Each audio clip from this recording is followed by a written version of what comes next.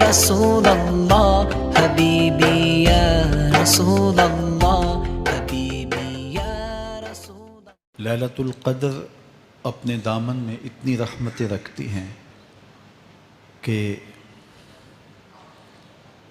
اس امت کے سارے گناہ گاروں کی بخشش کے لیے کافی ہے۔ اس رات میں روح الامی اترتے ہیں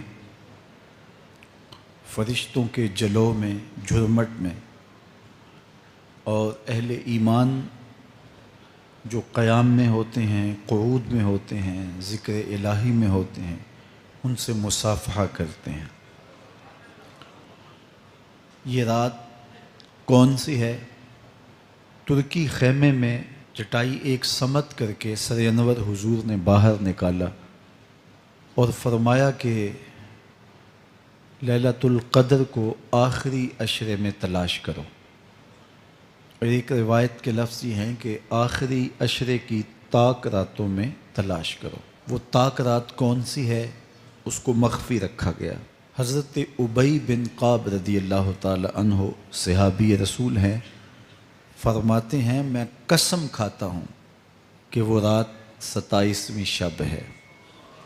حضرت بایزید بسطامی علیہ رحمہ فرماتے ہیں مجھے زندگی میں یہ رات 2 بار ملی ہے اور دونوں بار 27ویں شب ہی تھی۔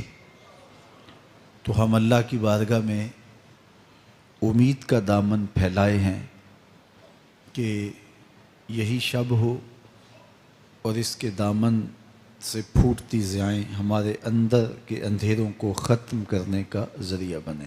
یہ راتیں آتی ہیں اور چلی جاتی ہیں، اور ایک وقت آئے گا کہ یہ راتیں آئیں گی اور ہم نہیں ہوں گے۔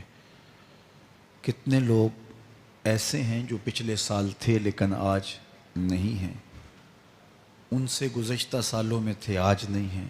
تو یہ جو میسر راتیں ہیں ان کے دامن سے پھوٹتی ضیائیں ہمیں اپنے اندر سمو لینی چاہیے کہ ہم دنیا پہ نہ بھی ہوں گے تو یہاں سے جو ہم نے نور لیا ہوگا وہ قبر میں بھی چراغاں کرے۔ باطن کی روشنی، اندر کے اجالے اور روح کا چراغاں اس رات کے دامن سے لیا جا سکتا ہے۔ حضور علیہ السلام رمضان المبارک کے آخری عشرے میں کثرت کے ساتھ عبادت کرتے تھے۔ حضرت سیدہ عائشہ رضی اللہ تعالی عنہا فرماتی ہیں کہ حضور کمر بستہ ہو جاتے اور اپنا تہ بند کس کے باندھ لیتے، خود بھی جاگتے اور اہل خانہ کو بھی بیدار رکھتے۔ یہ ایک رات 1000 مہینے کی عبادتوں سے افضل، بہتر اور بھاری ہے۔ تو اس امت کو جب اتنا نوازا گیا ہے کہ ایک ایک رات اتنی برکتوں کی حامل عطا ہوئی ہے، تو پھر ہمیں بہت زیادہ کوشش کر کے برکتیں سمیٹ لینی چاہیے تاکہ جب ہم اس دنیا سے جائیں تو ہمارے پاس ایک بہت بڑا روشنیوں کا ذخیرہ ہو جو ہماری قبر میں بھی چراغاں کرے، حشر میں بھی روشنی دے، اور ہمیں کہیں بھی اندھیروں کا سامنا نہ کرنا پڑے، چونکہ روشنیاں تو ہم نے یہاں سے لے کے جانی ہیں۔ تو میں اللہ کی بارگاہ میں آپ سب کے لیے دعا گو ہوں، آپ میرے لیے دعا گو رہیں کہ اس شب نور کی برکتیں ہمیں نصیب ہوں۔ حضور نے ارشاد فرمایا جس نے لیلۃ القدر میں قیام کیا ایمان اور محاسبہ نفس کے ساتھ، اللہ اس کے پچھلے سارے گناہ معاف فرما دیتا ہے۔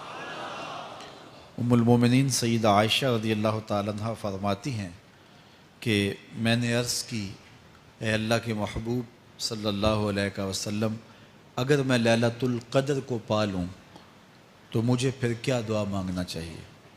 تو حضور نے ارشاد فرمایا اگر تم لیلۃ القدر پا لو تو یہ دعا مانگو، اللہم انک عفو تحب العفو فاعف عنی۔